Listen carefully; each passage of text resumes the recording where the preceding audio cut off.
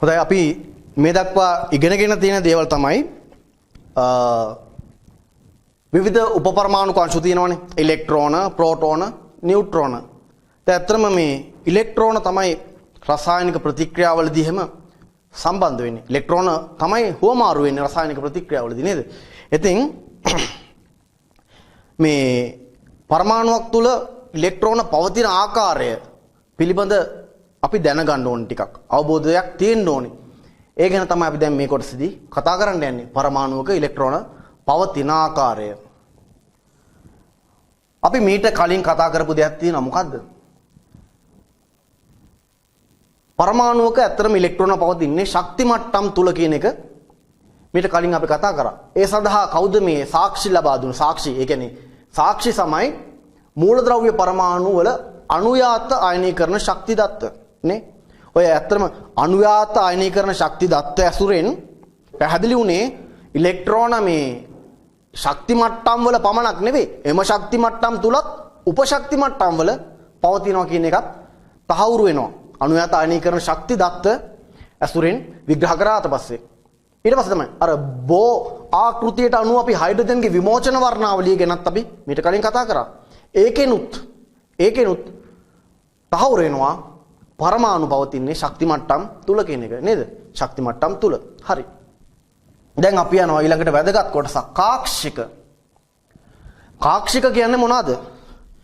ඉලෙක්ට්‍රෝනයක් පරමාණුවක න්‍යෂ්ටිය වටා සැරිසරන්න පුළුවන් ප්‍රදේශයක් තියෙනවා. ඉලෙක්ට්‍රෝනයකට පරමාණුවක න්‍යෂ්ටිය වටා සැරිසරන්න පුළුවන්. ඒක සම්භාවි ප්‍රදේශයක් තියෙනවා.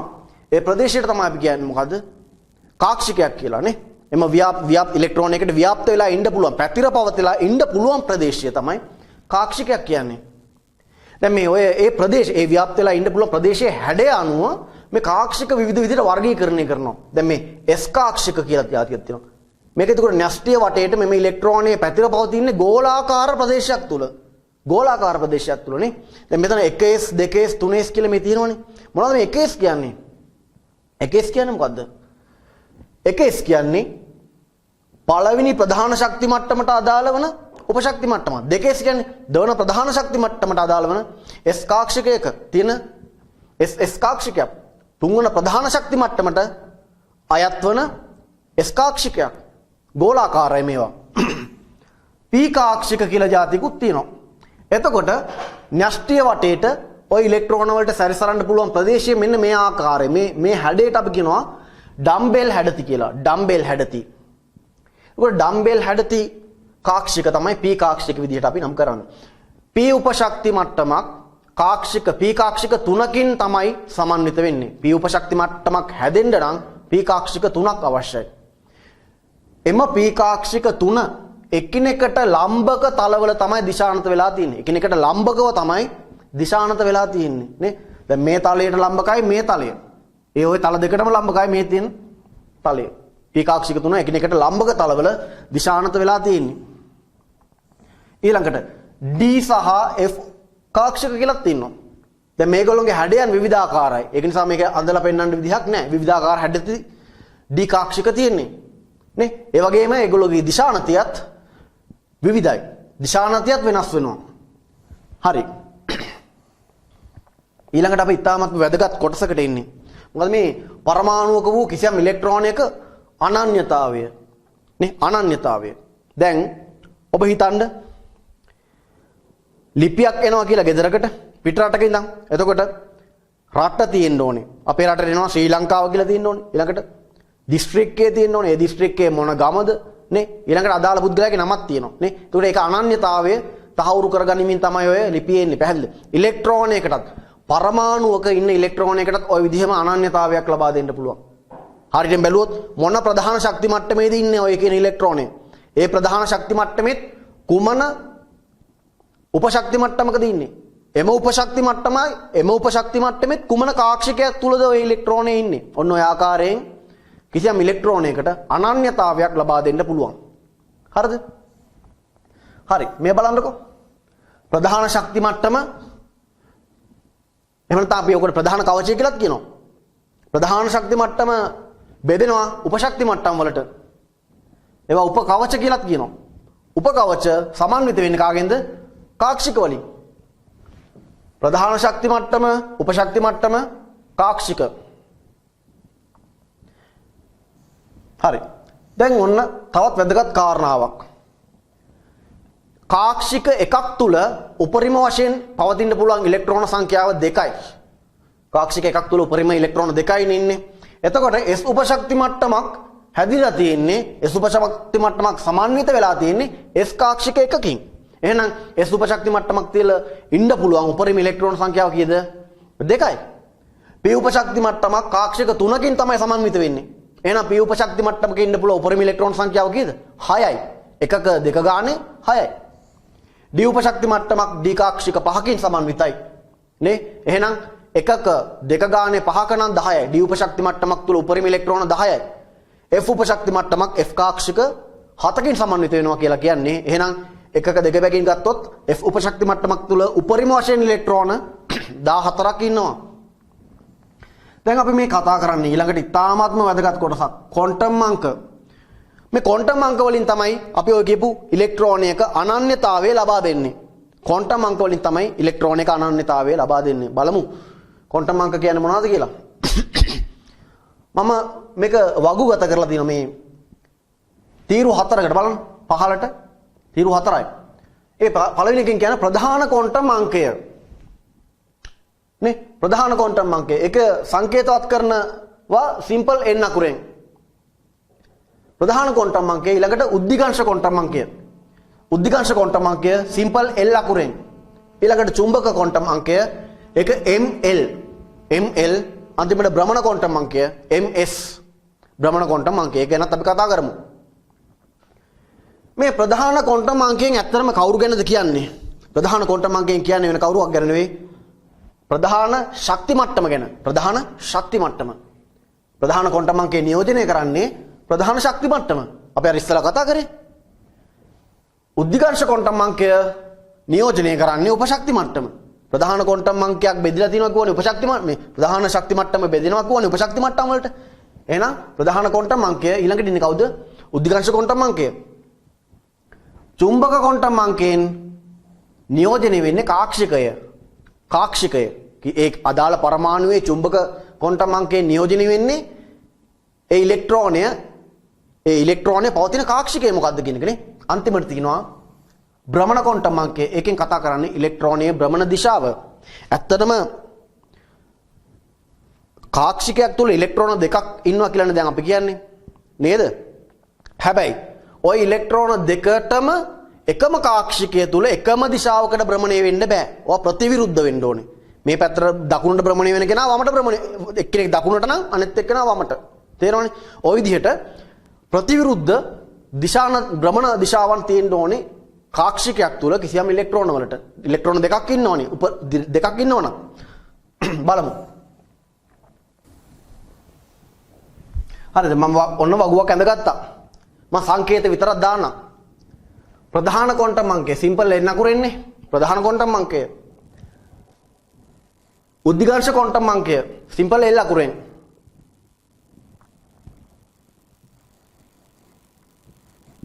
චුම්බක ක්වොන්ටම් අංකය භ්‍රමණ ක්වොන්ටම් අංකය ms. හරි. දැන් මම නැවත එන්නම්. අපි හිතමු ප්‍රධාන ශක්ති මට්ටම එහෙම නැත්නම් ප්‍රධාන ක්වොන්ටම් අංකය 1 කියලා. මේකේ n සමාන 1 කියන එකේ අදහස් වෙන්නේ මොකද්ද? ඔය කියන ඉලෙක්ට්‍රෝනය අයිති වෙන්නේ පළමු ප්‍රධාන ශක්ති මට්ටමට කියන එක. හරි. දැන් බලන්න මේක හොඳට බලන්න. L ට ලැබිය හැකි අගයන් මොනවද? n සමානයි බිඳුවේ සිට n සමානයි බිඳුවේ සිට n ඍණ 1 දක්වා. දැන් n ඍණ 1 දක්වා නේද? දැන් n ඍණ 1 කියන්නේ කීයද? එක එක අගයන් බිඳුවයි. එහෙනම් බිඳුවේ සිට බිඳුවට එන්න අගයන් දෙකක් නැන්නේ බිඳුවයි. පැහැදිලිද? මේ බිඳුව කියන එකෙන් ඇත්තටම සංකේතවත් වෙන්නේ මොකද්ද දන්නවද? S උපශක්ති මට්ටම. S උපශක්ති මට්ටම. මම කෙටියෙන් ලියන්න. S උපශක්ති මට්ටම තමයි බිඳුව කියන ඇත්තට මේවා අගයන් නෙවෙයි. මේවා සංකේත. නේද? මේවා සංකේත. S උපශක්ති මට්ටම. හරි? දැන් ඊළඟට ml ට එන්න පුළුවන් අගයන් මොනවද? ml සමාන ඍණ l සිට ධන l දක්වා තියෙන අගයන්. බිඳුවද ඇතුළුව ඍණ l සිට ධන l දක්වා තියෙන අගයන්. එහෙනම් ඍණ බිඳුව ධන බිඳුව කියලා එකක් නැහැනේ. එහෙනම් බිඳුවම තමයි ml ටත් ලැබෙන්න පුළුවන්. පැහැදිලිද? මේකේ අදහස මොකද්ද? පළමු ප්‍රධාන ශක්ති මට්ටමේ S උපශක්ති මට්ටමේ තිබිය හැකි එකම එක කාක්ෂිකයේ බිඳුව විදිහට තමයි නම් කරන්නේ. මේක ඉදිරියේදී තවත් හොඳට පැහැදිලි වෙනවා. නේ? එකයි තියෙන්නේ. කාක්ෂික කීයද දැන් තියෙන්නේ? එක කාක්ෂිකයක්. හරි. මම මේ කාක්ෂිකයේ මෙහෙම කොටුවක් විදිහට නිකන් නම් කරන්නම්කෝ. ඇඳලා පෙන්නන්නම්කෝ සංකේතවත් කරන්න කොටුවක්. ඔන්න S කාක්ෂිකයි. අපි දැන් කතා කරන්නේ S උපශක්ති මට්ටමක ඉන්න පුළුවන් කාක්ෂික කීයද? එකයි. ඒක තමයි මේ බිඳුව විදිහට නම් කරන්නේ. පැහැදිලිද? කාක්ෂිකයක උපරිම ඉලෙක්ට්‍රෝන ඉන්න පුළුවන් දෙකයි. හැබැයි ඒගොල්ලන්ගේ භ්‍රමණ එකිනෙකට ප්‍රතිවිරුද්ධ වෙන්න ඕනේ. ඒක නිසා අපි කාක්ෂිකයක ඉන්න පුළුවන් උපරිම ඉලෙක්ට්‍රෝන දෙක ධන භාගය සහ ඍණ භාගය විදිහට තමයි සංකේතවත් කරන්නේ. සංකේත විතරයි මේවා. පැහැදිලිද? ධන භාගය දකුණු පැත්තට කරගෙනව නම් අනෙත් ඉලෙක්ට්‍රෝනේ කරගෙන්න ඕනේ වම් පැත්තට. හරියට බැලුවොත් සංකේතවත් කරොත් කාක්ෂිකයක් තුල ඉන්න ඉලෙක්ට්‍රෝනයක් එක පැත්තකට කරගෙන යනවා අනෙත් එක්කෙනා කරගෙන්න ඕනේ අනෙත් පැත්තට. ඔන්න ওই විදිහට තමයි අපි සංකේතවත් කරන්නේ කාක්ෂික සටහනක වුණත් ඉලෙක්ට්‍රෝන ලියනකොට. දැන් පැහැදිලිද මම මේ මොකද්ද මේ කතා කරන්නේ? පළමු ප්‍රධාන ශක්ති මට්ටමේ තියෙන්න පුළුවන් උපශක්ති මට්ටමක්. ඒ තමයි S උපශක්ති මට්ටම. S උපශක්ති මට්ටම සමන්විත වෙන්න පුළුවන් එකම එක කාක්ෂිකයකින්. ඒක බිඳුව විදිහට නම් කරන S කාක්ෂිකය. එම කාක්ෂිකය තුල උපරිම ඉලෙක්ට්‍රෝන දෙකක් ඉන්න පුළුවන්. ඒවාගේ භ්‍රමණ, ඒවායෙහි භ්‍රමණ එකිනෙකට ප්‍රතිවිරුද්ධයි. ධන භාගය සහ ඍණ භාගය විදිහට සංකේතවත් කරන්නේ ඒක. ඇත්තටම ඇඳලා බැලුවොත් මෙන්න මේ විදිහට ඔහොම තමයි අපි අඳින්නේ. පැහැදිලිද? හරි. දැන් අපි එහෙනම් ඊළඟට යනවා. ඊළඟ කොටසට යමුකෝ.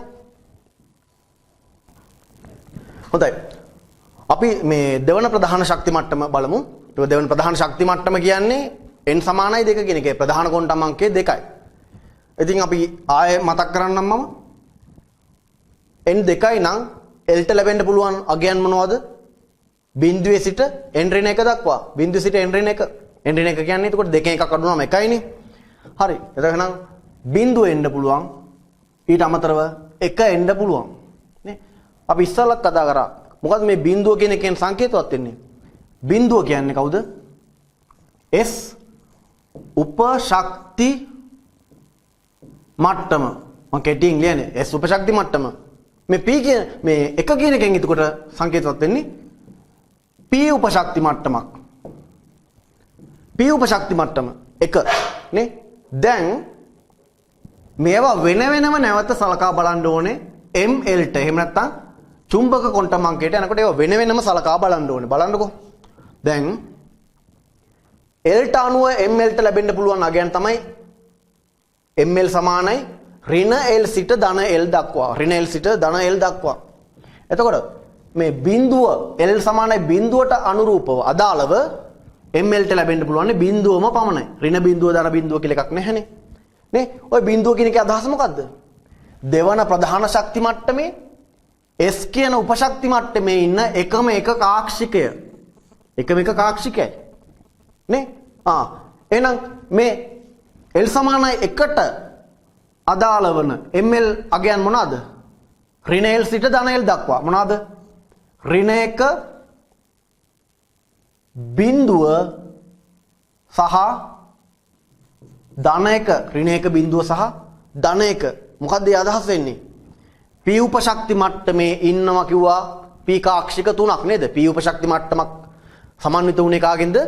P කාක්ෂික තුනකින්. එතකොට මේ P කාක්ෂික තුන තමයි මේ ඍණ 1 බිඳුව ධන 1 විදිහට සංකේතවත් කරන්නේ. P උපශක්ති මට්ටමක ඉන්න P කාක්ෂික තුන. පැහැදිලිද? හරි. දැන් අපි නැවත බලමු. උපරිම ඉලෙක්ට්‍රෝන කීයද ඉන්න පුළුවන්නේ?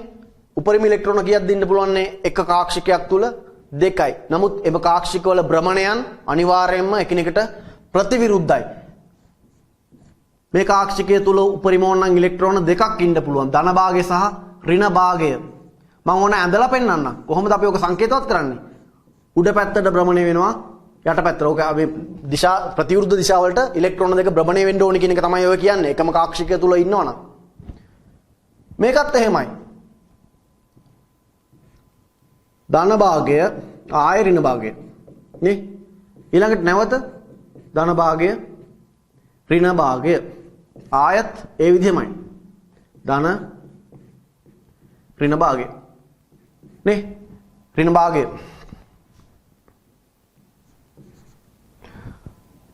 අපි හිතමුකෝ ඔය P උපශක්ති මට්ටමේ සම්පූර්ණයෙන්ම ඉලෙක්ට්‍රෝන වලින් පිරලා තියෙන්නේ කියලා.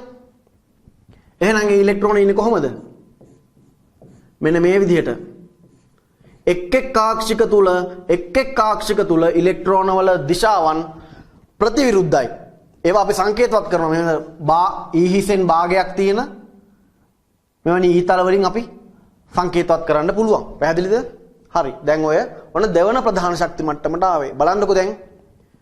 මේ දෙවන ප්‍රධාන ශක්ති මට්ටමේ එහෙනම් ඉන්න පුළුවන් උපරිම ඉලෙක්ට්‍රෝන සංඛ්‍යාව කීයද? 1 2 3 4 5 6 7 8යි. දෙවන ප්‍රධාන ශක්ති මට්ටමේ ඉන්න පුළුවන් උපරිම ඉලෙක්ට්‍රෝන සංඛ්‍යාව කීයද? 8යි. මට ඔක ඕන සමීකරණයක් මගින් දෙන්නත් පුළුවන්. උපරිම ඉලෙක්ට්‍රෝන සංඛ්‍යාව කීයද? සංඛ්‍යාව 8යි. දෙවාරයක් n වර්ගය. n වර්ගය කියන්නේ කීයද? දෙකේ දෙවෙනි බලය 4යි. 4 වරක් 2 8යි. පැහැදිලිද? එතකොට කිසියම් ප්‍රධාන ශක්ති මට්ටමක් තුල ඉන්න පුළුවන් උපරිම ඉලෙක්ට්‍රෝන සංඛ්‍යාව 2යි n වර්ගය කියන සමීකරණයනොත් අපිට ලබා ගන්න පුළුවන්. නේ? හරි. දැන් මම මේකම නැවත එන්නම්. නැවත මම දීර්ඝ කරනවා. හරි. දැන් අපි දෙවන ප්‍රධාන ශක්ති මට්ටම ගැන කතා කරලා ඉවරයි. නේද? දෙවන ප්‍රධාන ශක්ති මට්ටම ගැන කතා කරලා ඉවරයි. N L ML MS. දැන් මේ අපි නැවත කතා කරන්න යන්නේ කවුරු ගැනද? තුන්වන ප්‍රධාන ශක්ති මට්ටම ගැන බලමු. තුන්වන ප්‍රධාන ශක්ති මට්ටම බලමු.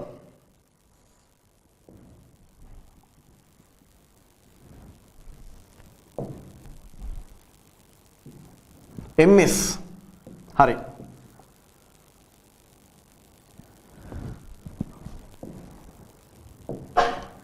තුන්වන ප්‍රධාන ශක්ති මට්ටම. දැන් ආයෙ මම නැවත මතක් කරන්න අවශ්‍ය නැහැ.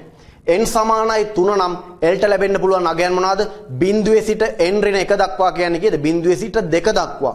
0යි 1යි 2යි. මේ බිඳුව කියන්නේ කවුද? S උපශක්ති මට්ටම. S උපශක්ති මට්ටම. 1 කියන්නේ කවුද? P උපශක්ති මට්ටම. 2 කියන්නේ කවුද? D උපශක්ති මට්ටම. නේද? ඔන්න දෙකෙන් සංකේතවත් වෙන්නේ D උපශක්ති මට්ටම. ඇත්තටම මේ තියෙන්නේ අගයන්ද සංකේතද? මේ තියෙන සංකේත. පැහැදිලිද?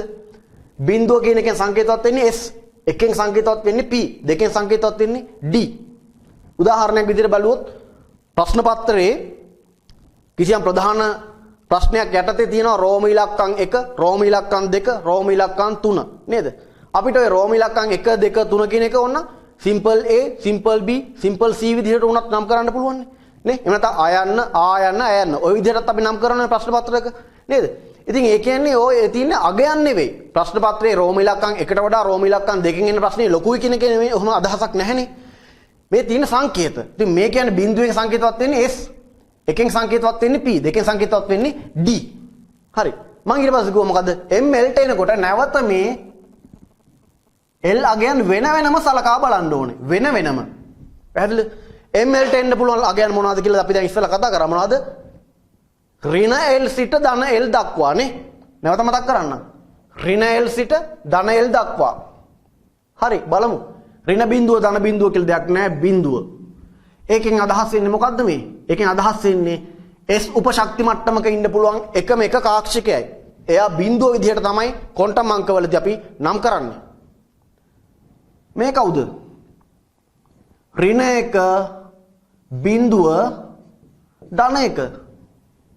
P P උපශක්ති මට්ටමක කාක්ෂික 3ක් ඉන්න පුළුවන් කෝවනේ. ඔන්න අපි නිකන් අඳලා පෙන්නුවොත් සංකේතවත් කරොත් ඔන්න ඔය තුන. මේ ඍණ එක කියන්නේ කවුද? මෙයා. බිඳුවෙන් නම් කරන්නේ මෙයා. ධන එකෙන් නම් කරන්නේ මෙන්න මේ කියන කාක්ෂිකය. නේද? එතකොට D උපශක්ති මට්ටම ගත්තොත් ඍණ L සිට ධන L දක්වා බිඳුව ඇතුළුව ඍණ 2 ඍණ 1 බිඳුව ධන 1 ධන 2. එතකොට ඍණ 2 ඍණ 1 බිඳුව ධන 1 ධන 2 කවුද මේ? D උපශක්ති මට්ටමක අපි කිව්වා උපරිම වශයෙන් කාක්ෂික කීයක් ඉන්න පුළුවන්ද? උපරිම වශයෙන් කාක්ෂික 5ක් ඉන්න පුළුවන්. ඔය කාක්ෂික 5 තමයි ඔය ඍණ 2 සිට ධන 2 දක්වා නම් කරන්නේ ක්වොන්ටම් අංකවලදී නේද? එතකොට දැන් නැවතාය අමුතුවෙන් අඳින්න දෙයක් නැහැ. එක කාක්ෂිකයක උපරිම ඉලෙක්ට්‍රෝන දෙකයි ඉන්නේ. අපි හිතමුකෝ මේ කාක්ෂිකෙත් උපරිම ඉලෙක්ට්‍රෝන දෙකක් ඉන්නවා කියලා. එහෙනම් ඒගොල්ලොන්ට ධන භාගය ඍණ භාගය විදිහට තමයි සංකේතවත් කරන්න වෙන්නේ. ඇයි? එකම කාක්ෂිකයක් තුල ඉන්න ඉලෙක්ට්‍රෝන දෙකක් අනිවාර්යයෙන්ම භ්‍රමණ ප්‍රතිවිරුද්ධ වෙන්න ඕනේ. ඒක ඉදිරියේදී කතා කරනවා. මේකේ නීතියකුත් තියෙනවා. අපි ඒක බලමු තව ටිකකින්. හරි. එතකොට මෙතනදී උපරිම ඉලෙක්ට්‍රෝන 6ක් ඉන්න පුළුවන්. ඒකත් ධන භාගයේ ඍණ භාගය. ධන භාගයේ ඍණ භාගය. ධන භාගයේ ර්ණ භාගයේ විදිහට ඕනනම් උපරිම ඉලෙක්ට්‍රෝන 6ක් ඉන්නවා නම් ඒ විදිහට තමයි ඉන්නේ. මේකෙත් එහෙමයි. එක කාක්ෂිකයක් තුල ධන භාගයේ ඍණ භාගය. අනිත් එකේ ධන භාගයේ ඍණ භාගය. ඔය විදිහට උපරිම ඉලෙක්ට්‍රෝන 10ක් ඉන්න පුළුවන්. එක කාක්ෂිකයක් තුල ඉන්න ඉලෙක්ට්‍රෝන දෙක අනිවාර්යයෙන්ම ඒගොල්ලොන්ගේ භ්‍රමණ දිශානති වෙනස් ප්‍රතිවිරුද්ධයි. පැහැදිලිනේ? හරි. ඔන්න දැන් අපි ආවා තුන්වන ප්‍රධාන ශක්ති මට්ටමට. එහෙනම් තුන්වන ප්‍රධාන ශක්ති මට්ටමේ තියෙන උපරිම ඉලෙක්ට්‍රෝන සංඛ්‍යාව කීයක් විය යුතුද? කාක්ෂික කීයද? 1 2 3 4 5 6 7 8 9 9 වරක් 2 18යි. එකක දෙක ගානේ උපරිම 18ක් ඉන්න පුළුවන්. නේද? අර සමීකරණය මේකට ගැලපෙන්නේ නැද්ද? තුන්වන ප්‍රධාන ශක්ති මට්ටමේ ඉන්න උපරිම ඉලෙක්ට්‍රෝන සංඛ්‍යාව කීයද එහෙනම්? 18යි. ඒක ලැබෙනව නේද? 2යි n වර්ග මගින් ලැබෙනවා. 2 වැඩි කිරීම 3 වර්ගය 18යි. තේරෙනවනේ? එතකොට මේ සමීකරණයෙන් අපිට ලබා ගන්න පුළුවන් ඕන ප්‍රධාන ශක්ති මට්ටමක් තුල පැවතිය හැකි උපරිම ඉලෙක්ට්‍රෝන සංඛ්‍යාව. හරි. නැවත අපි යමු. දැන් මේ මම කතා කරන්නේ මොකද්ද?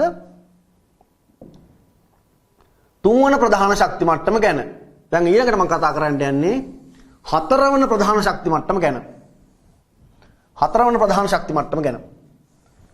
මම නැවත මේ විදිහට දක්වන්න කරන්න n කියන්නේ ප්‍රධාන ශක්ති මට්ටම. L කියන්නේ උද්දිගාංශ ක්වොන්ටම් අංකය. n ප්‍රධාන ක්වොන්ටම් අංකය, උද්දිගාංශ ක්වොන්ටම් අංකය, ml චුම්බක ක්වොන්ටම් අංකය, ms භ්‍රමණ ක්වොන්ටම් අංකය. භ්‍රමණ ක්වොන්ටම් අංකය අපි යමු. හරි. බලමු හතරවන ප්‍රධාන ශක්ති මට්ටම. Lට ලැබෙන්න පුළුවන් අගයන් මොනවද? බිඳුවේ සිට n ඍණ 1 දක්වා. ඒ කියන්නේ බිඳුව ලැබෙන්න පුළුවන්, 1 ලැබෙන්න පුළුවන්, 2 ලැබෙන්න පුළුවන්, 3 ලැබෙන්න පුළුවන්. නේද? එතකොට නැවත මේකෙන් අදහස් වෙන්නේ මොකද්ද? S උපශක්ති මට්ටම. L සමානයි 1 කියන එකෙන් අදහස් වෙන්නේ මොකද්ද? P උපශක්ති මට්ටම. L සමානයි 2 කියන එකෙන් අදහස් වෙන්නේ මොකද්ද? D උපශක්ති මට්ටම. එතකොට L සමානයි 3 කියන එකෙන් අදහස් වෙන්නේ මොකද්ද? F උපශක්ති මට්ටම. නැවත අපි මේවා වෙන වෙනම සලකා බලන්න ඕනේ. ඇයි? උපශක්ති මට්ටම් වල මොනවද තියෙනවා කිව්වේ? උපශක්ති මට්ටම් සමන්විත වෙනවා තියෙනවා කිව්වේ කාගෙන්ද? කාක්ෂික වලින්. ඒ කාක්ෂිකයෙන් තමයි දැන් අපි මේ කතා කරන්න යන්නේ. හරි? හරි. Lට අනුව mlට ලැබෙන්න පුළුවන් අගයන් මොනවද? ඍණ L සිට ධන L දක්වා. එතකොට බිඳුව කොහොමද? බිඳුවම තමයි. මේ මොකද්ද මේ කියන්නේ? S උපශක්ති මට්ටමක ඉන්න පුළුවන් එකම එක කාක්ෂිකය. මම ඔය කොටුවකින් යන්නේ කාක්ෂිකයක් කියන එක. බිඳුව කියන්නේ ඒ කාක්ෂිකේ නම් කරන ආකාරය. එතකොට Pට ලැබෙන්න පුළුවන් මොනවද? ඍණ 1 බිඳුව ධන 1. නේ? කවුද මේ? P උපශක්ති මට්ටමක ඉන්න පුළුවන් කාක්ෂික 3ට දෙන්න පුළුවන් නම. සංකේතවත් කරන විදිහ mlට අනුව නේද? කාක්ෂිකය. Dට ලැබෙන්න පුළුවන් මොනවද? ඍණ 2 ඍණ 1 බිඳුව ධන 1 ධන 2. කවුද ඒ? අපි මීට කලිනුත් කතා කරා කවුද මේ? D උපශක්ති මට්ටමක ඉන්න පුළුවන් උපරිම කාක්ෂික කීයක්ද? 5ක්. ඒ කාක්ෂික පහට දෙන්න පුළුවන් නම් ටික තමයි මේ දීලා තියෙන්නේ. සංකේතවත් කිරීම. නේද? ධන දෙක දක්වා මෙතන දෙක තියෙන්නේ. මෙයාට එන්න ඍණ 3 සිට ධන 3 දක්වා. ඍණ 3, ඍණ 2, ඍණ 1, බිඳුව, ධන 1, ධන 2, ධන 3. කාක්ෂික කීයක් ඉන්න ඕනද? F උපශක්ති මට්ටමක 7ක්. ඉතින් ඒ 7 තමයි මේ 1 2 3 4 5 6 7. ඒ 7 තමයි මේ සංකේතවත් කරන්නේ. F උපශක්ති මට්ටමක ඉන්න පුළුවන් කාක්ෂික 7ට දෙන්න පුළුවන් නම් ටික තමයි ඍණ 3, ඍණ 2, ඍණ 1, බිඳුව, ධන 1, ධන 2, ධන 3. පැහැදිලිනේ? ඔය විදිහට බැලුවොත් අපි මෙතනදි ගමුකෝ. එක උපශක්ති මට්ටමක් තුල ඉන්න පුළුවන් උපරිම සමානද එක කාක්ෂිකයක් තුල ඉන්න පුළුවන් උපරිම ඉලෙක්ට්‍රෝන දෙකයි. ඒ දෙන්නගේ භ්‍රමණ අනිවාර්යයෙන්ම එකිනෙකට ප්‍රතිවිරුද්ධ විය යුතුයි. ධන භාගය, ඍණ භාගය නේද? ඍණ භාගය. උදාහරණයක් විදිහට S උපශක්ති මට්ටමේ ඉලෙක්ට්‍රෝන දෙකක් ඉන්නවා නම් ඔන්න ඔය විදිහට භ්‍රමණ ප්‍රතිවිරුද්ධ විදිහට ඉන්නවා කියන එක තමයි අපි අර සංකේතවත් කරන්නේ. ඊතල ගහලා. පැහැදිලි? එහෙනම් මෙතන උපරිම ඉලෙක්ට්‍රෝන කීයක් ඉන්න පුළුවන්? මෙතන 2යි. මෙතන උපරිම 3/2 කීයද? මෙතන 2ක් ඉන්න පුළුවන් උපරිම. මෙතන ඉන්න පුළුවන් උපරිම 6ක්. මෙතන උපරිම ඉන්න පුළුවන් කීයද? 10ක්. මෙතන උපරිම ඉන්න පුළුවන් 14ක්. එහෙනම් උපරිම ඉලෙක්ට්‍රෝන සංඛ්‍යාව කීයද? මේ ප්‍රධාන ශක්ති මට්ටමේ හතරවන ප්‍රධාන ශක්ති මට්ටමේ ඉන්න පුළුවන් කීයද? 32ක් ඉන්න පුළුවන්. පැහැදිලිනේ? 32ක් උපරිම ඉන්න පුළුවන්. අර අපි කතා කරපු සමීකරණයට මේක ගැලපෙන්න ඕනේ. මොකද්ද? දෙවාරයක් n වර්ගය නේද? කීයද? දෙවාරයක් n කියන්නේ කීයද? 4. 4 වර්ගය 16යි. 16 වරක් 2 32යි. පැහැදිලි නේද? එතකොට ඔන්න අපි කතා කරනවා මොනවා ගැනද? මේ ක්වොන්ටම් අංක ගැන නේ. එක් ප්‍රධාන ශක්ති මට්ටම් වලට අනුව උපශක්ති මට්ටම් තියෙනවා. ඒ උපශක්ති මට්ටම් තුල පවතින කාක්ෂික ඒගොල්ලෝ විවිධ ආකාරයෙන් නම් කරන විදිහ තමයි මේ කතා කරේ. අපි තව ඉදිරියට යමු. දැන් මම පොඩි ප්‍රශ්නයක් කතා කරන්න බලාපොරොත්තු වෙනවා. බලමුකෝ.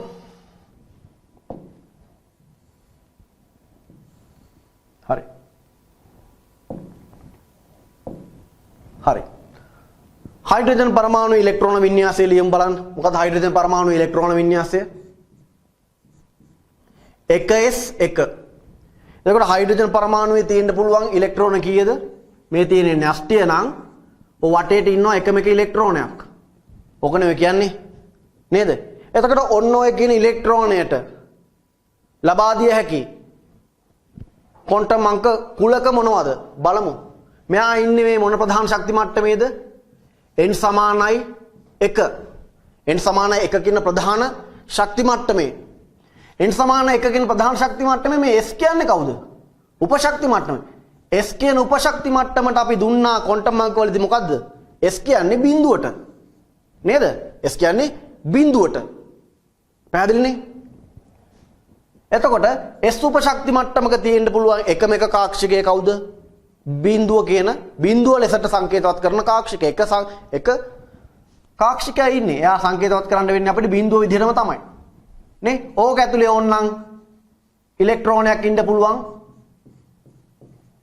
අපි සලකා බලන පැත්තකට භ්‍රමණය. ධන භාගයේ ඒ පැත්තට දක්ෂිණාවර්තව ඕනනම් භ්‍රමණය වෙන්නත් පුළුවන්.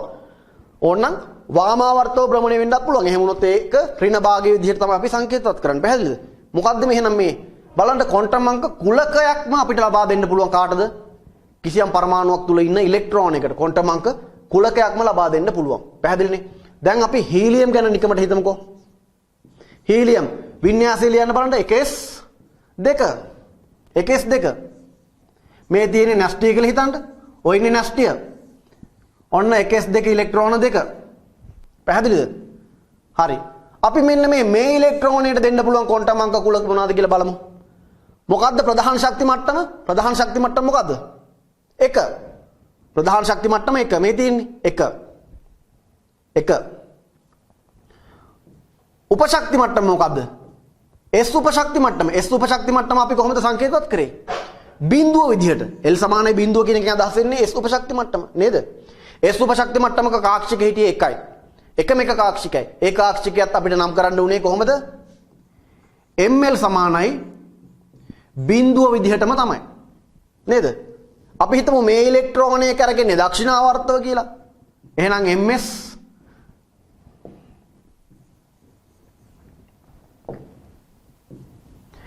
MS සමානයි ධන භාගයේ විදිහට අපිට මේ ඉලෙක්ට්‍රෝනයට ක්වොන්ටම් අංක කුලකයක් ලබා දෙන්න පුළුවන්. එහෙනම් අනෙත් ඉලෙක්ට්‍රෝනය මොකද කරන්න තියෙන්නේ? අනෙත් ඉලෙක්ට්‍රෝනයට කොහොමද දෙන්නේ අපි? අනෙත් ඉලෙක්ට්‍රෝනයත් ඉන්නේ කොතනද? n සමානයි 1 කියන ප්‍රධාන ශක්ති මට්ටමේම එයා ඉන්නෙත්. L සමානයි බිඳුව. ඒ කියන්නේ මොකද්ද? L සමානයි බිඳුව කියන එක අදහස මොකද්ද? S උපශක්ති මට්ටම. S උපශක්ති මට්ටමේ ඉන්නේ. S උපශක්ති මට්ටමේ තිබුණ එකම එක කාක්ෂිකයයි. එයා අපි බිඳුව විදිහටම තමයි සංකේතවත් කරන්න වෙන්නේ. අනෙත් ඉලෙක්ට්‍රෝනය අනිවාර්යයෙන්ම එහෙනම් MS සමානයි මොකද්ද? ඍණ භාගයේ විදිහට අපිට සංකේතවත් කරන්න වෙනවා. මොකද එකම කාක්ෂිකයක් තුල ඉලෙක්ට්‍රෝන දෙකකට භ්‍රමණ එකම පැත්තට සිදුවිය නොහැක. භ්‍රමණ සමාන්තර වෙන්න බෑ. භ්‍රමණ ප්‍රතිවිරුද්ධ විය යුතුයි. පැහැදිලිනේ? හරි. අපි තව ඉදිරියට යමු.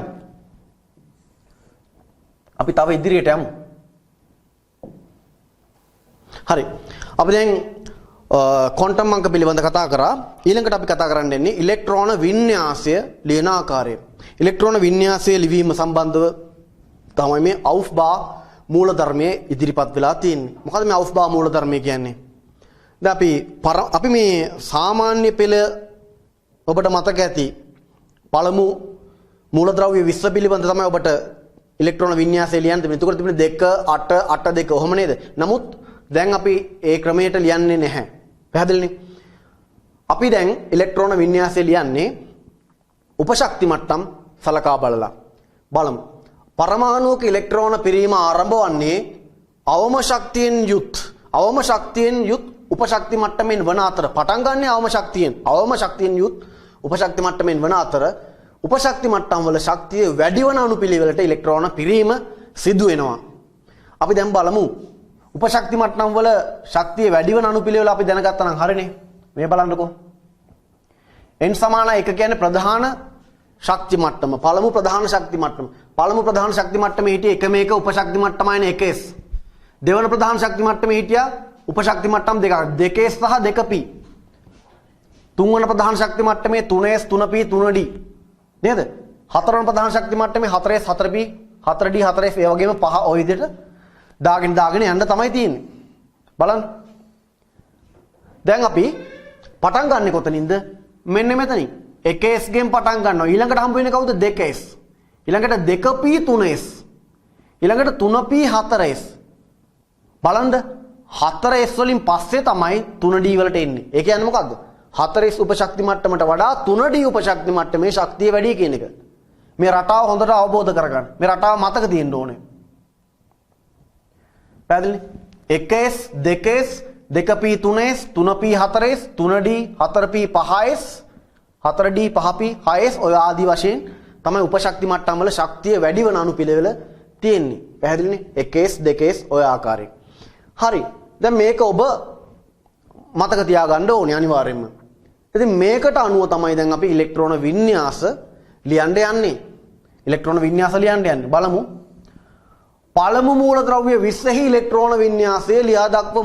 පළමු මූලද්‍රව්‍ය 20 හි ඉලෙක්ට්‍රෝන වින්‍යාසය ලියා දක්වමු. හරි. මම එතෙන්ට එන්නම්.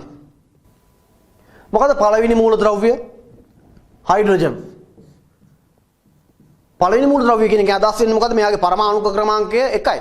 පරමාණුක ක්‍රමාංකය 1 කියන එකේ අදහස මොකද්ද? න්‍යෂ්ටියේ තියෙන ප්‍රෝටෝන සංඛ්‍යාව 1යි.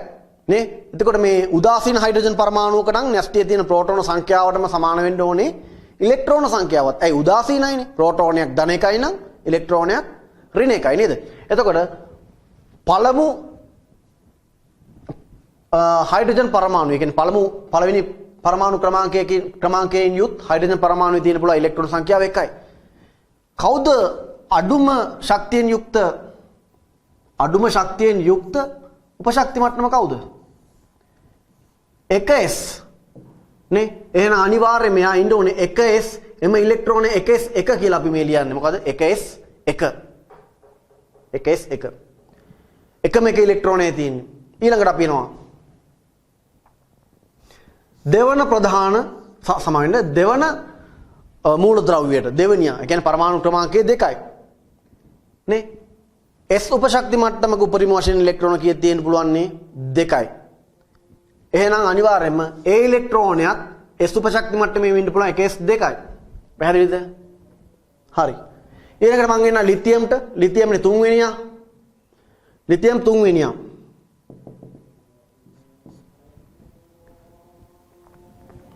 ඒ කියන්නේ ඉලෙක්ට්‍රෝන 3යි හැබැයි පළවෙනි ප්‍රධාන ශක්ති මට්ටමේ ඉන්න පුළුවන් උපරිම ඉලෙක්ට්‍රෝන සංඛ්‍යාව කීයද 2යි ඒක නිසා ඔන්න 3ෙන් දෙන්නෙක්ම දැම්ම කාටද 1sට 1sට පස්සේ ඉන්නේ කවුද 2s එහෙනම් ඉතිරි ඉලෙක්ට්‍රෝනේ දාන්න වෙන්නේ 2s 1 කියලා පැහැදිලිනේ පැහැදිලිද හරි අපි යමු නයිට්‍රජන් ගන්නකො නයිට්‍රජන් කීවෙනියද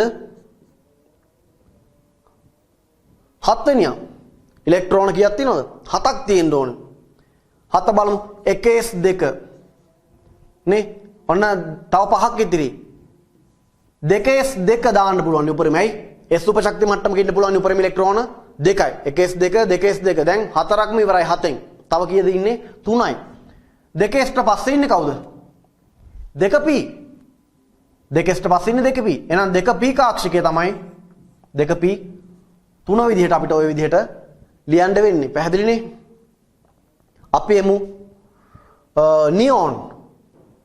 නියෝන් කීවෙනියද 10 වෙනියා නියෝන් කියන්නේ 10 වෙනියා කොහොමද ලියන්නේ 1s 2 S උපශක්ති මට්ටමක 2යි ඊළඟට 1s වලින් පස්සේ යනවා 2sට 2s 2යි ඔන්න දැන් 4ක්ම ඉවරයි ඉලෙක්ට්‍රෝන 10න් 4ක්ම ඉවරයි 2sට පස්සේ ඉන්නේ කවුද 2p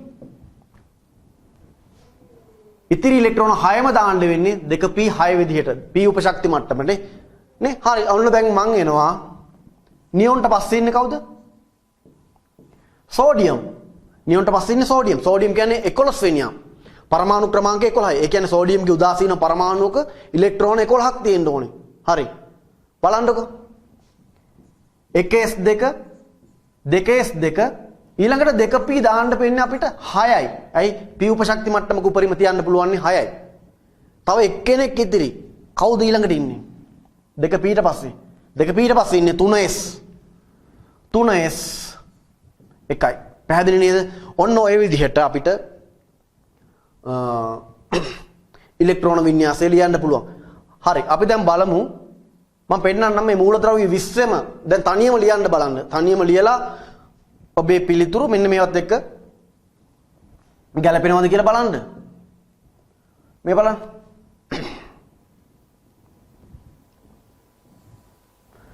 ඔන්න හයිඩ්‍රජන් මම මේක දාන්න.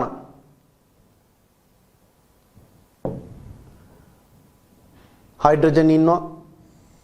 හීලියම්, ලිතියම්, බෙරිලියම්, ෆ්ලෝරින් නේ. නියෝන් අපි ලිව්වා. සෝඩියම් බලන්න මැග්නීසියම් 1s2 2s2 2p6 එතෙන්ට එනකොට 10යි 12ක් එපේ මැග්නීසියම් ඊට පස්සේ 3s2 නේ ඇලුමිනියම් කියන්නේ 13 වෙනියා 1s2 2s2 2p6 එතෙන්ට එනකොට 10යි ඊළඟ දෙක දැම්ම 3sට s ගේ තියා ගන්න පුළුවන් උපරිම ඉලෙක්ට්‍රෝන සංඛ්‍යාව 2යි ඊළඟ එකනා 3p1 ඔය ආදී වශයෙන් එක් උපශක්ති මට්ටම් වල තියා ගන්න පුළුවන් උපරිම ඉලෙක්ට්‍රෝන සංඛ්‍යාව සපුරමින් පිළිවෙලින් ඉදිරියට යන්න තියෙන්නේ උපශක්ති මට්ටම් වල ශක්තිය අඩු වෙන අනුපිළිවෙලට නේද? හරි.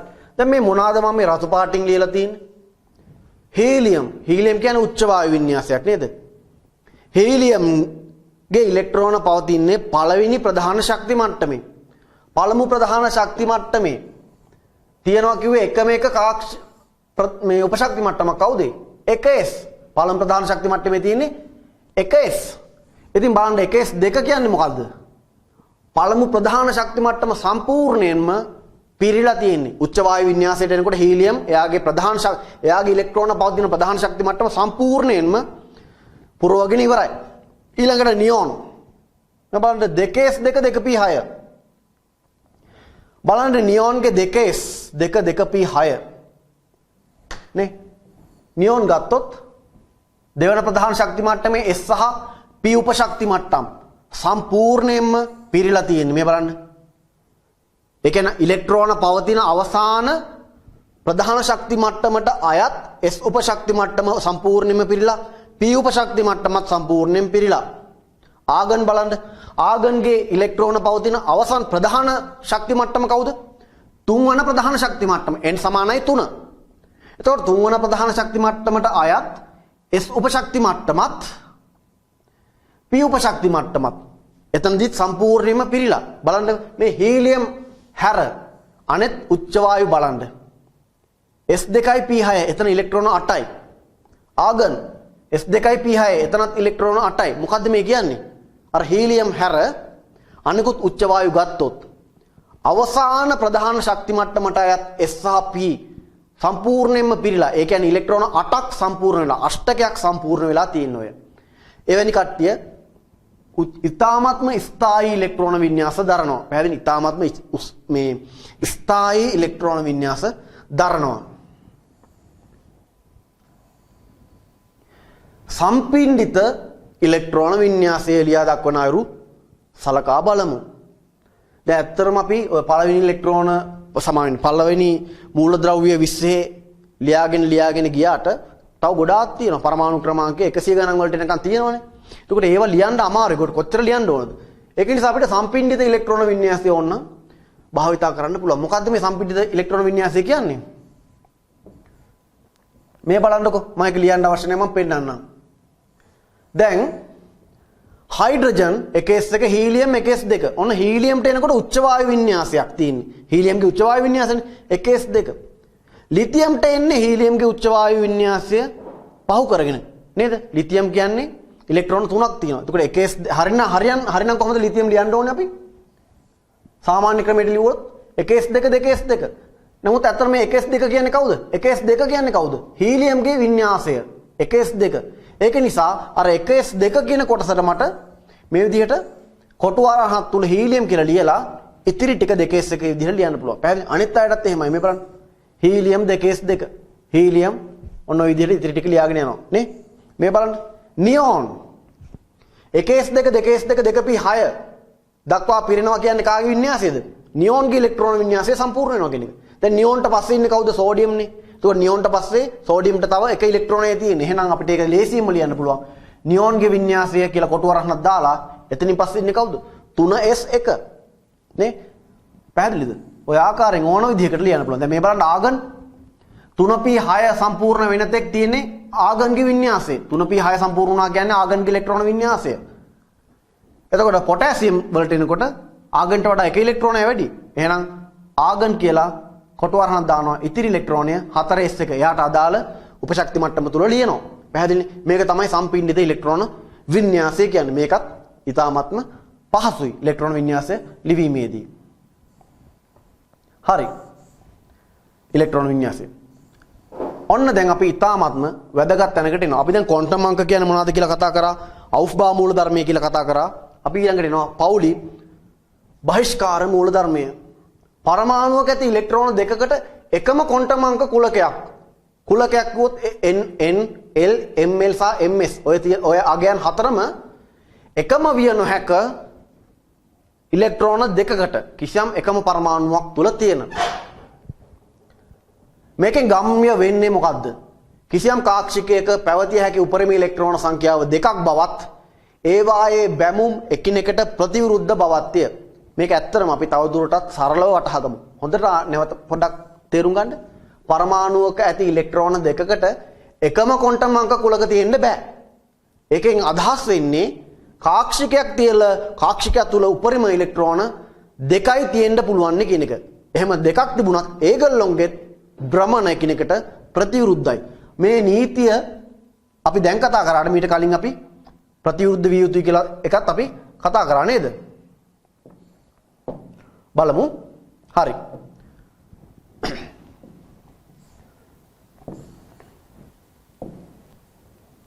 දැන් මම ගන්නම්කෝ සරල උදාහරණයක්. මම සරල උදාහරණයක් ගන්නවා ලිතියම්. මෙයාගේ ඉලෙක්ට්‍රෝන වින්‍යාසය මොකද්ද? ලිතියම් කියන්නේ තුන්වෙනියා. පරමාණුක ක්‍රමාංකය කීයද? 3යි. ඒ කියන්නේ ලිතියම්ගේ ඉලෙක්ට්‍රෝන සංඛ්‍යාව කීයද? ඉලෙක්ට්‍රෝන කීයද? ඉලෙක්ට්‍රෝන 3යි ලිතියම්ට තියෙන්නේ නේ. බලමුකෝ. අපි සාමාන්‍ය විදිහට බැලුවොත් මෙයාගේ ඉලෙක්ට්‍රෝන වින්‍යාසය අපි අර විදන්න නීතියට අනුව 1s2 2s1 කියලා නෙලිව්වේ. 1s2 2s1 කියලා. නේ? ඔය ඉලෙක්ට්‍රෝන තුනම අපි දාමුකෝ පළවෙනි 1s3 කියලා.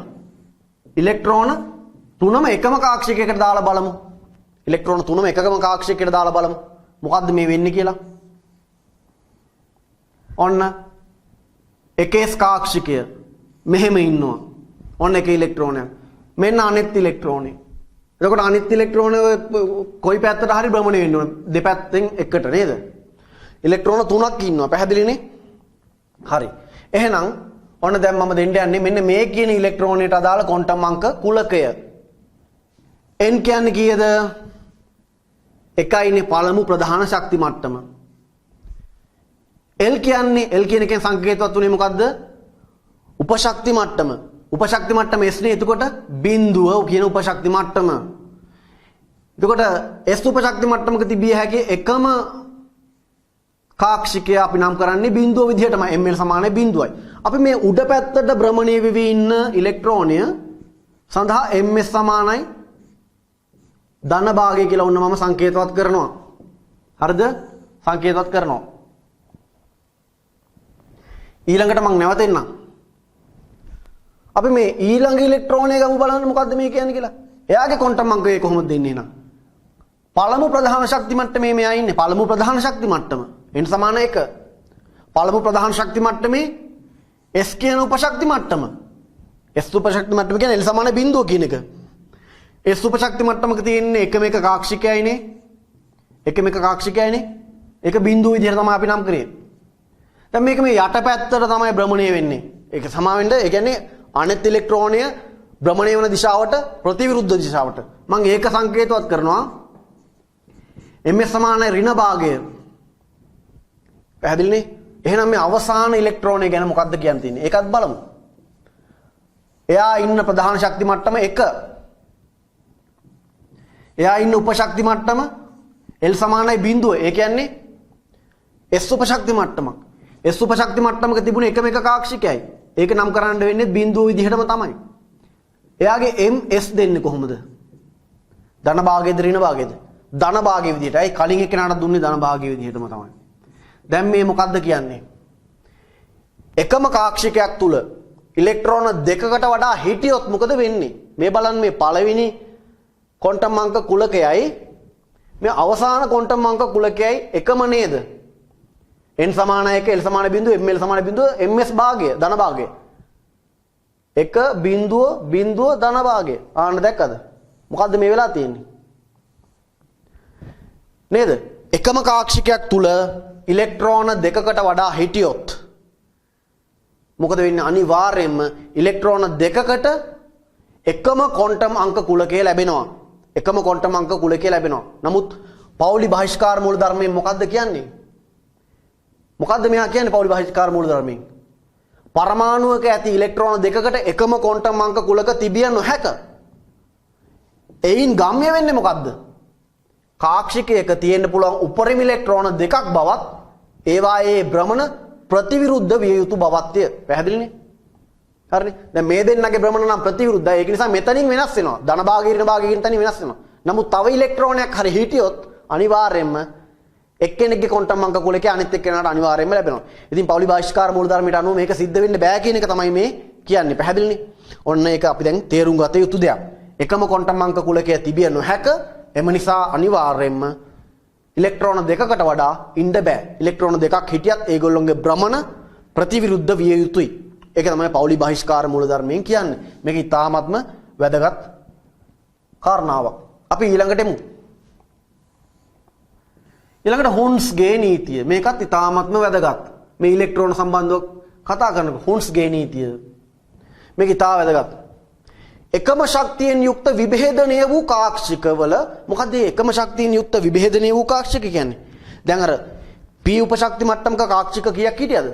3ක් හිටියා. එතකොට මේ P උපශක්ති මට්ටමේ ඉන්න කාක්ෂික තුනම එකම ශක්තියෙන් යුක්තයි. ඒගොල්ලොන්ට තමයි ඔය කියන්නේ විභේදනය වූ කාක්ෂික. එකම ශක්තියෙන් යුත් විභේදනය වූ කාක්ෂික. D උපශක්ති මට්ටමක කාක්ෂික කීයක් ඉන්නවද?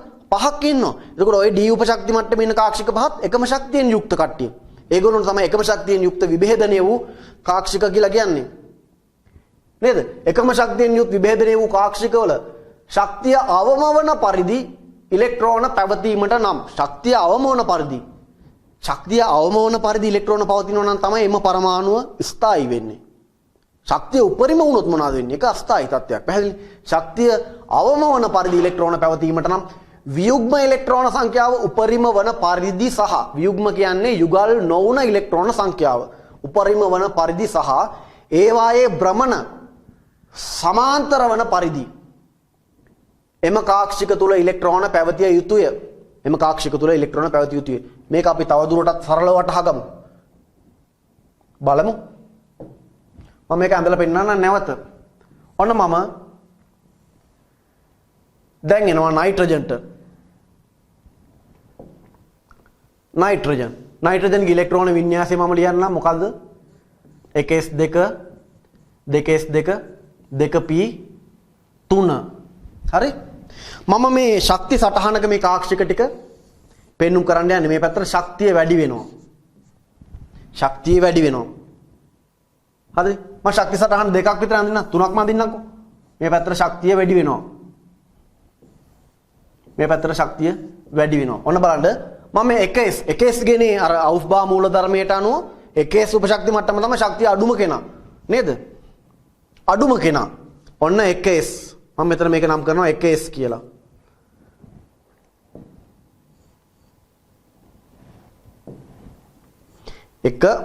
S ඊළඟට ඉන්න කෙනා 2s. 2s උපශක්ති මට්ටමක ඉන්නේ කාක්ෂික එකයි. ඊළඟට මම අදිනවා 2p උපශක්ති මට්ටම. 2p උපශක්ති මට්ටමක කාක්ෂික කීයද? 3යි. මම මෙතනත් ඒ විදිහටම ගන්නවා. ඒ විදිහේ මේවා රූප සටහන් ටිකක් ගන්න. හරිද?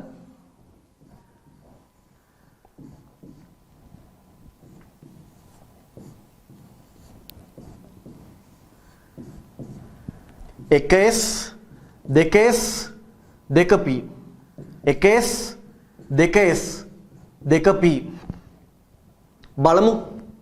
මොකද්ද මේ? නැවත මම මතක් කරන්න. මොකද්ද මෙයා කියවුවේ?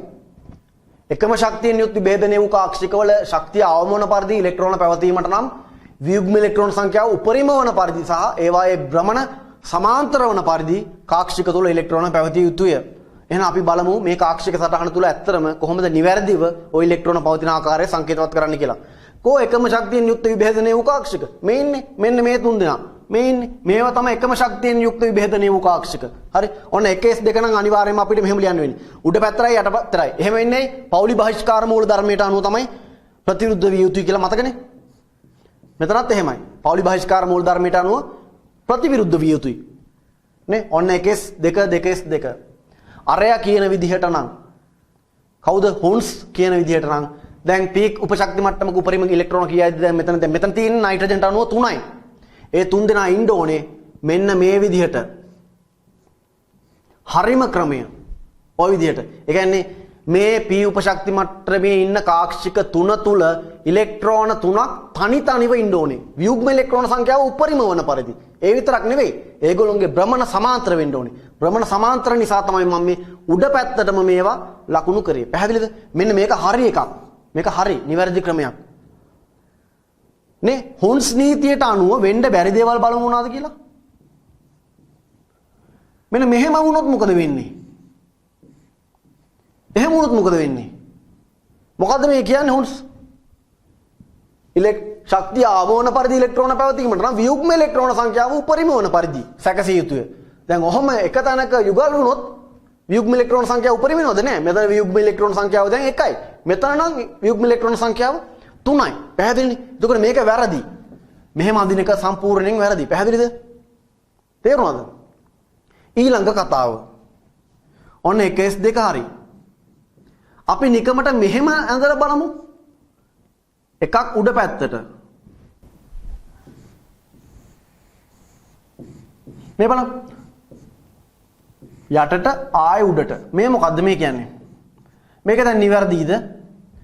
වියුග්ම ඉලෙක්ට්‍රෝන සංඛ්‍යාව නම් උපරිමයි. තුනක් ඉන්නවනේ වියුග්ම ඉලෙක්ට්‍රෝන සංඛ්‍යාව උපරිමයි. නමුත් මොකද්ද කියන්නේ? ඒවායේ භ්‍රමණ සමාන්තර විය යුතුයි. නේ? වියුග්ම ඉලෙක්ට්‍රෝන සංඛ්‍යාව නම් මෙතනත් තුනයි මෙතනත් තුනයි. නමුත් භ්‍රමණ සමාන්තර නැහැ. දෙන්නෙක් එක පැත්තකට අනෙක් කෙනාගේ භ්‍රමණය අනෙක් පැත්තට. ඒක නිසා ඒකත් වැරදි. පැහැදිලිද? තේරුණාද? ඔන්න ඔය විදිහට තමයි අපි කාක්ෂික සටහනක එහෙනම් ඉලෙක්ට්‍රෝන සංකේතවත් කරන්නේ. හුන්ස් නීතියට අනුව නම් වියුග්ම ඉලෙක්ට්‍රෝන සංඛ්‍යාව උපරිම වන පරිදි විය යුතුය. ඊට අමතරව එම වියුග්ම ඉලෙක්ට්‍රෝන වල භ්‍රමණ සමාන්තර විය යුතුය. මෙතන වැරදීමට හේතුව කුමක්ද? වියුග්ම ඉලෙක්ට්‍රෝන සංඛ්‍යාව උපරිම නැහැ. එකක යුගල් වුණොත් වියුග්ම ඉලෙක්ට්‍රෝන උපරිම නැහැ.